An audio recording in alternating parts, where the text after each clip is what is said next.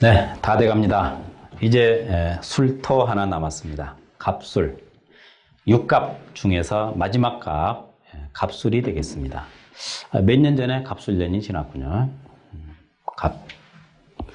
갑이 나타났는데 술토를 깔았을 때 사실은 이 갑술과 갑진이 좀 비슷하지요. 비슷한 것은 일찍 본기가 편재라는 것입니다. 항상 지지에는 두 개의 토와 두 개의 양토와 두 개의 음토가 있다 보니까 일간들이 전부 다 뭔가는 겹치게 되어 있습니다. 그런 점도 참고할 수 있겠는데, 갑진과 갑술을 항상 비교하면서 이해하면 상당히 이해 정도가 좋아집니다. 갑술을 쳐다보고 있으면 그야말로 아주 메마른 언덕에 서 있는 한 그루의 떡갈나무가 생각이 납니다. 선인장인지도 모르죠. 또 어쩌면은 뭔가 상당히 메마른 그런, 바람이 살짝 지나가면은 먼지가 풀풀 일어나는 그런 느낌의 어떤 그 황무지에 서 있는 한 그루의 나무를 떠올릴 수가 있겠습니다. 잎이 무성한 게 아닙니다. 왜? 수분 공급이 필요해지니까. 어쩌면 아마 선인장 쪽으로 이해를 해도 되지 않을까, 이렇게 관찰도 해봅니다. 그래서 갑술이 되면은 제일 먼저 뭘 보는가, 제일 먼저 봐야 될 것이 바로 오아시스입니다. 오아시스가 가장 먼저 필요합니다. 아니라면은 뭐 강물도, 호수도 괜찮죠? 호수만 보이면은 이미 고민할 거 없다. 그러니까 갑술이 되면은 제일 먼저 반겨야 될 것은 계수, 그 다음에 임수가 되겠습니다. 그런데 임수가 좀 문제죠. 뭐랄까, 물질적으로 본다면 똑같습니다. 계수나 임수나. 근데 심리적으로 봤을 때는 임수는 이미 편인이고 일제 편제가 있습니다. 그러다 보니까 뭔가 유정하지 못하다. 유정하지 못하다는 얘기는 나름대로 갈등의 여지가 있다는 뜻이죠. 근데 계수는 음양이 다릅니다. 음양이 다르고 하는 일이 다릅니다. 임수와 계수 중에 누가 더 온도가 높나요? 임수가 높겠죠. 계수는 그야말로 차갑습니다. 또 물의 그 함량이 상당히 높습니다. 무게로 따지면 임수보다 계수가 더 무거울 겁니다. 하물며 기질로 논한다면 임수는 기가 됩니다. 양수니까. 기라고 하는 것은 그야말로 수증기 같은 그런 상태가 기가 되겠죠. 반대로 계수는 질이 됩니다. 빗물이나 도랑물, 아니면은 이렇게 고여있는 웅덩이의 물이 되겠습니다. 이미 여기서도 그 질 차이가 뚜렷이 납니다만은 갑술쯤 되고 나니까 그것이 더 두드러지게 커지는 것이 아닌가, 이래 생각이 돼서 무엇보다도 인성이 필요합니다. 인성이 계수, 임수가 둘 다 있어도 괜찮습니다. 그러면 신왕이 될 가능성이 많아진다 그러면은 비로소 이 술토에 대해서 뭔가 일할 거리를 찾을 수가 있겠는데, 여러분 아시는 대로 술 중에는 신금이 있습니다. 정화가 있습니다. 무토도 있습니다. 신금은 정관인데 정화는 상관입니다. 무토는 편재가 되겠군요. 갑진과 갑술의 차이가 있다면 요 두 가지 성분이 다르다는 차이가 되겠습니다. 겉모습은 똑같죠. 이렇게 놓고 봤을 때 토는 뭔가를 포함하고 감싸고 있는 성분이다, 이렇게 봐도 되지 않겠나 싶어요. 토가 주체가 아니라는 것입니다. 토는 이 땅에 있는 것 자체로서 주체일 뿐이지 기능적인 면에서는 주체가 아닌 것 같습니다. 엊그제도 산에 풍수 일을 하는데 가봤습니다. 산소 작업하는데 가봤는데 토 속에서 뭘 찾습니다, 자꾸. 토 속에 들어있는 그것을 찾는 것입니다. 토 자체는 어디나 발표된 게 토죠? 그래서 항상 지지에 진술충미가 있지만은 토 자체가 필요해서가 아니고 속에 들어있는 성분이 뭐냐에 따라서 그 토의 가치가, 용도가 달라지는 것입니다. 이 토의 용도는 속에 유전을 가지고 있습니다.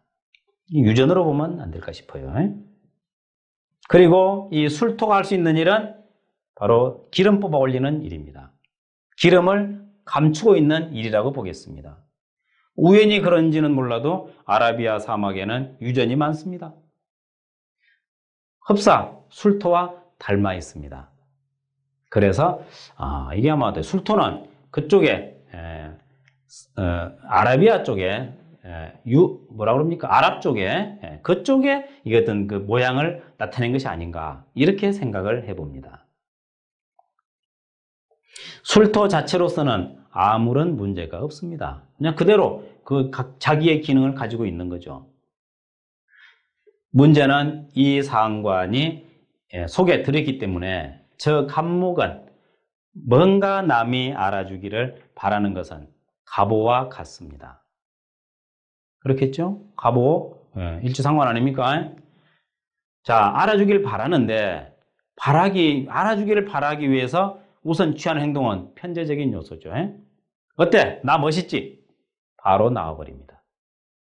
갑오는 은연중에 옆구리를 쿡쿡 찔러가지고 뭐라고 좀 해줘봐. 이렇게 말을 한다면 갑술은 바로 말합니다. 어때? 나 이쁘지? 미장 갔다 왔는데 잘 봐줘봐.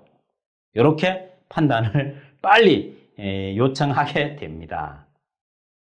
그것이 상관이 속에 들어있는 이 편제를 가지고 있는 특성이죠. 갑오는 정제가 들어있죠. 그 차이입니다. 문제는 정관이 함께 있다는 것이 문제입니다. 왜 문제인가? 정화는 극정관하죠. 신금을 극하면은 이 신금은 정관인데 체면이 구겨지게 됩니다.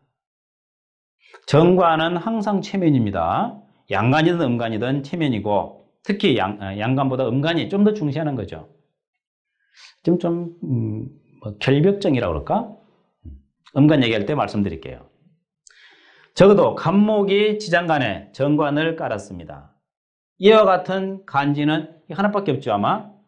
다른 지지에는 정관이 없었습니다. 이것만 정관이 들어있는 것 같습니다.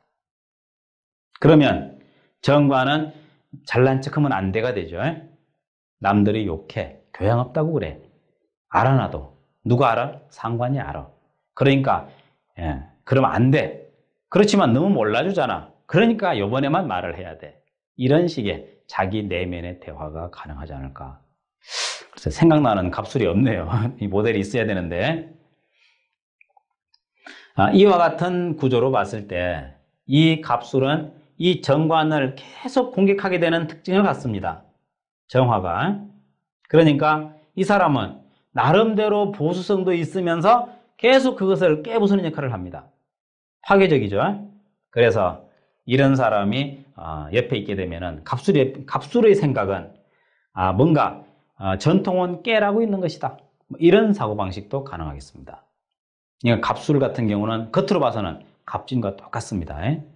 똑같은데 다른 것은 이러한 공격적인 면이 있는데 전통에 대한 공격입니다. 참고로 또 진토란 적어놓으면 되겠네요. 자, 진을 적어놓고 이 진이 바라보는 지장간은 갑이 바라보는 지장간은 을, 개, 무일 때 정관은 들은 얘기? 아니죠. 그게 아니지. 갑목 입장에서 착각했습니다. 갑목 입장에서 이건 겁재, 경쟁심은 들어있습니다. 정인, 수용성 들어있습니다. 상관이 안 들어있습니다. 근데 술토에는 상관이 들어있습니다. 관을 공격하는 상관입니다. 그래서 이런 성분이 되면은 뭔가 공격적으로 남을 향해서 빨리 결과를 봐야 됩니다. 그러니까 갑술이 매력을 느끼는 부분은 경매 같은 거죠. 경매. 단판에 끝장을 내버리는데 공격적입니다. 그리고 경매는 뭔가 국내한다기보다는 그때그때 순간의 순발력이고 순간의 기지가 되겠죠. 그래서 아마 갑술은 경매 쪽에 흥미를 느낀다고 보고 그런 쪽으로 방향을 잡으면 잘하지 않겠는가, 이렇게 생각을 해볼 수 있겠습니다. 문제는 개수와 정화의 이 상반되는 구조입니다. 갑진은 뿌리가 있어서 뭐랄까 엉덩이가 든든하다, 탁 앉아가지고 버틸 수 있다. 반면에 갑술은 왠지 마음이 떠, 왠지 안정이 안 돼. 그래서 불안정해. 불안정한 형태가 갑술에게 보인다면 그것은 내재되어 있는 상관 때문에 그렇다고 봐도 될 것이다. 이렇게 이해를 해봅니다. 그러니까 앞으로 나가는 것은 똑같습니다. 갑진과 갑술이. 다만 여기는 뭔가 그 수분 공급, 뭔가 받아들이는 직관력이 부족하고, 갑진은 직관력이 빨라. 그러니까 갑진은 바로 밀어붙이는데 이 갑술은 또 뭔가 내부적인 갈등이 심각해. 이런 식으로 이해를 할 수가 있겠습니다. 이것을 전제로 좌우에 어떤 십성이 올 때 달라질 것인가 보겠는데, 가장 반가운 임수 개수를 제외하고 그 나머지 뭐가 반가울까? 사실은 반가울 만한 글자는 아마 토 정도가, 목 정도가 아닐까 싶습니다. 간목이나 을목, 3을 해야 되겠군요. 3이나 4라고 하자. 왜 그러면은 음양이 다른 을목을 3이라고 안 하고 음양이 같은 간목을 3이라고 하느냐? 뭐 딴 거 아닙니다.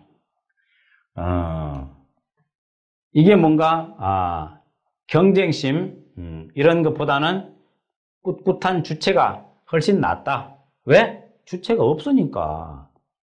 경쟁심은 남에 의해서 주체 결정 나버립니다. 남에 의해서. 그런데 비견은 스스로 주체를 잡습니다. 원래 주체가 약한 사람이 뭔가 이렇게 또 비견 없이 상관만 들어와 버리면은, 급제만 들어와 버리면은 그것조차도 뭔가 주체에 흔들리는 하나 요인이 될지도 모르겠네요. 없는 것보다는 낫지만 간목 우선, 을목 차선이다. 이렇게 해서 주체가 강화돼야만 비로소 취할 수가 있으니, 여기서 병정화는 어디다 쓰겠습니까? 아마 내 생각에는 화가 들어오게 되면 천간에 병화가 들어왔다. 갑술이 병화를 만났다. 이거는 고갱의 그림인가요? 아주 그 사막에 땡볕까지 내리쪼이는 이런 아주 그냥 폭염 같은 그런 느낌이 떠오릅니다. 글쎄요. 설상가상의 반대죠. 사막의 폭염이라 신조 하나 만들죠. 사막 폭염 좋습니다. 갑술일주가 병경화를 만났을 때 어울리는 하나의 수거가 되겠습니다. 설상가상은 안 어울리는 비유 아닙니까? 사막 폭염이라 좋습니다. 적어놔야 눈에도 잘 들어오나요? 예, 적어드릴게요. 한자는 사전 찾아보십시오. 사막 폭염. 그러니 재능이고 국리고 다 소용이 없다. 재능 국리 해봤자 결국은 뭡니까? 치우쳐가지고 서둘러서 빨리 죽을 국리밖에 안 돼. 이런 갑술이 되면은 이제야 갑신이 얼마나 행복할지 아마 이해가 조금은 되시지 않을까 싶네요. 그러면 갑술이 제일 나쁜가요? 아무래도 안전자리는 조금 부담입니다. 반면에 만약에 지금 환경이 겨울이라면 문제는 달라집니다. 지금 환경을 고려하지 않고 있습니다. 월지를 말하는 것입니다. 다시 말하면 모든 환경을 고려하지 않고 성격점만 놓고 지금 말을 하고 있는 것이지, 겨울이다 또는 해자씨가 밤중에 태어났다, 이때는 문제가 달라지죠. 천간에 임계수가 막 지나치다, 이때는 안전자리에 술토야말로 든든한 휴식처가 될 겁니다. 이때가 바로 어떤 바다 위에 떠 있는 하나의 섬이 되겠네요. 휴식처가 되는 거죠. 이러한 변화까지도 참고하시고, 왜냐하면 갑술일주로 태어나신 분이 서운해하면 어떡해요? 왜냐하면 모든 것은 다 쓸모가 있기 마련인데 기본적으로 그러한 변화의 여지에 따라서 작용할 가능성은 매우 크지만 유전에 올라앉아 있는 나무이기 때문에 기본적으로는 좀 고달프다고 말할 수 있다. 이 사람에게는 한마디 조언이 필요한데 듣지는 않습니다. 왜 안 듣습니까? 잘났거든요. 상관 있는 사람한테 조언하면 안 됩니다. 상관한테 오로지 할 말 한마디밖에 없습니다. 훌륭하십니다. 거룩하십니다. 잘났습니다. 미인입니다. 이런 말만 해야지 상관은 접수를 합니다. 상관에게 이것만 고쳐라. 저거 잘못됐다. 그러면 안 된다. 하면은 언젠가 뒤통수 맞습니다. 이놈 보자. 네 그 말이 우선은 맞지만 나중에 너도 안 그러나 보자. 그랬다가 반드시 한번 가품을 당할 것입니다. 말 조심하라는 것은 상관에게 조심하라는 뜻입니다. 아시겠죠? 괜한 일로 봉변당하지 마시고 만약에 이 강의를 보시는 귀하께서 갑술일이라고 한다면 이렇게 생각하시면 됩니다. 나는 이와 같은 부분을 가지고 있다. 그러니까 여기다가는 제일 필요한 것이 인성이다. 양질의 교육이다. 이렇게 말하면 됩니다. 양질 아시죠? 교육도 여러 가지 있습니다. 여러 가지 있는데 양질의 교육이 중요하다.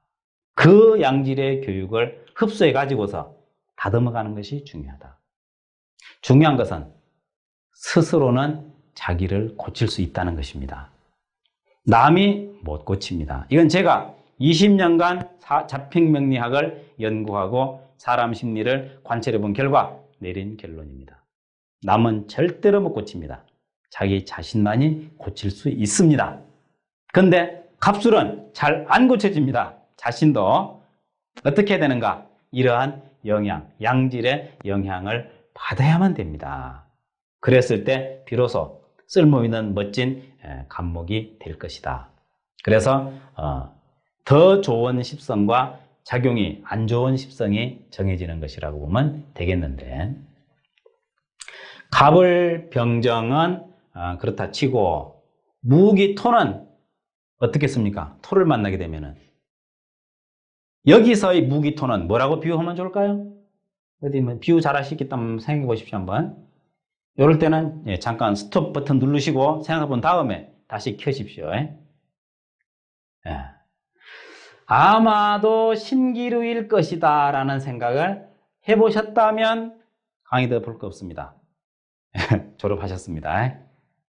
무기토는 신기루입니다. 신기루. 왜? 이미 바싹 메마른 상황에서 또 무기토, 결과, 재물 저것을 보게 되면 마음이 그리 달려가기 위해서 신기가 다 빠져버리는 거죠. 이것이야말로 제다신약의 대표적인 병폐가 되겠습니다. 이러한 상황이 생긴다면 명대로 못 삽니다. 그러니까 잘 안 되겠지만 수양을 하고 명상을 하고 정기신 에너지를 길러야 됩니다. 스스로 바꾸겠다는 의지만 있으면 못할 것도 없습니다. 잘 안 되죠. 잘 안 되기 때문에 의지에 갑술인이 돼야 되겠습니다. 그래가지고 힘을 길러시면 비로소 자기를 극복하는 멋진 삶을 살 수가 있는데 그냥 주어진 대로 살면은 정권 객장으로 사채집으로 동분서주 우왕좌왕 헐레벌떡 하다가 쓰러지는 거죠. 실감 나십니까? 간지를 통해서 이러한 심리 변화를 읽어보시면은 사람 하는 모양이 사주 안에서 한치도 안 벗어나는구나 하는 생각을 하시게 됩니다. 이거 취하다 보니까 20년이 넘어도 아직도 책을 못 놓고 국내하고 있는 거 아니겠습니까? 이와 같이 여러분이 심리분석의 맛을 들이고 연구에 가노라면 정말로 사람을 이해하게 됩니다. 신기로 따라다니는 사람, 금광 캐러 다니는 사람, 기름 캐러 다니죠. 유전. 이런 사람들을 이해할 수 있다는 겁니다. 산삼 캐러 다니는 사람 이해할 수 있습니다. 왜 못합니까? 이해를 못한다는 그 말씀 한다면 아직 공부 덜 되신 겁니다. 공부가 됐다는 것은 모든 것을 이해한다는 것입니다. 왕초보 입문편에 제가 비유로 드러났었죠. 약초를 연구하는 사람이 스승 찾아서 10년 세월을 약 풀뿌리에 대해서만 연구를 했는데 어느 날 공부를 얼마나 더 해야 되나, 자기가 얼마나 알고 있나 스승한테 물었습니다. 그러니 스승 말씀이 뭡니까? 알고 계시네요. 세상에 약 안 되는 풀 있으면 하나만 찾아오너라. 그럼 화산시켜주구만. 열심히 맨날 며칠을 찾았지만은 약 안 되는 풀을 못 찾았습니다. 비로소 빈손으로 돌아왔을 때 그 스승은 하산하거라 했죠? 기억나시죠? 기억 안 나시면은 또 책 보시면 되죠. 자, 이런 생각, 저런 생각을 해봅니다. 세상에 버릴 것은 하나도 없다. 근데 이렇게 서둘러서 헐레벌떡거리고 뛰어다녀서는 수명을 버리게 된다. 그러니까 스스로 자기의 장점은 살리고 자기의 단점은 다듬어야 됩니다. 다듬어야 되는데 잘 안 다듬어지는 사람이 있다는 것입니다. 왜? 잘났거든요. 잘난 사람은 남의 말을 안 듣습니다. 여러분, 삼국지 아시죠? 삼국지 누가 나옵니까? 유비 나오죠. 유비는 잘났습니까? 못났습니까? 제가 보건대 별로 잘난 데가 없는 사람 같습니다. 그래서 사람이 붙습니다. 제갈공명이라는 사람이 붙었습니다. 그래서 조금 싸움도 멋지게 좀 해보지 않았습니까? 근데 예나 지금이나 다른 거 하나 없습니다. 주인이 총명하면 밑에 사람이 안 붙어 있어요. 미련한 놈 못 쓰고 똘똘한 놈 못 쓰고. 어이? 똘똘한 걸 왜 못 써? 배반할 거니까 못 쓰죠. 그래서 사람이 안 붙어 있습니다. 결과적으로 혼자 살아야지, 잘난 사람은. 그러니 알아도 모른 채 하고 보고도 안 본 채 하고 이렇게 사는 사람이야말로 한 절반쯤 도인된 거 아닐까요? 세상에 쓸모없다고 말하는 사람 전부 다 덜 된 사람이라고 단언할 수 있습니다. 쓸모없는 게 하나라도 있다면 그건 덜 된 사람입니다. 쓸모가 있습니다. 어디 생각해 보십시오. 쓸모없는 거. 생각해 보시고 쓸모없는 거 생각나시걸랑은 저한테 이메일로 보내주십시오. 혹시 제가 그것을 쓸모가 진짜로 없다고 생각한다면 아직 내가 덜 됐다는 것을 인정을 해야 되겠습니다. 물론 덜 된 게 많습니다. 잘났다는 뜻은 아니고요. 적어도 이 갑술이 스스로 자기 수양이 잘 안 되는 이유가 있다면 상관 때문에 그러니까 이런 갑술이 수양을 하려고 든다면 운명 개선책입니다. 이제는 수양하려고 든다면 절간에 가거나 아니면 좋은 교육기관에 들어가거나 이렇게 해가지고서 공부를 하면 됩니다. 잘 안 되죠? 안 되는 만큼 노력을 해야죠. 그러니까 천간에서 임계 수가 돕지 않는다 그러면 참 어렵습니다. 스스로 노력을 해도 다 되는 거 아닙니다. 그만치 사람 따라 다르기 때문에 갑술일주가 자기 수양을 해가지고 인내심을 가지고 교육자가 되고 공무원이 되고 남을 위해서 맡은 일을 하나 가지고 있다면 그거야말로 인간 승리가 되겠습니다. 갑신일주는 앉아서 10시간 버틸 수 있습니다. 가보자고요. 갑술일주는 30분 못 버팁니다. 그러니까 갑신일주가 10시간 버틴 것보다 갑술일주가 1시간 버틴 것을 높이 평가해 줘야 돼. 심리적으로 관찰하고 답을 준다면 그렇습니다. 그런데 어떻습니까? 보통 우리는 그냥 눈에 보이는 대로 그냥 외부적인 그런 결과만 가지고 답을 주죠. 애들 성적표도 그렇죠.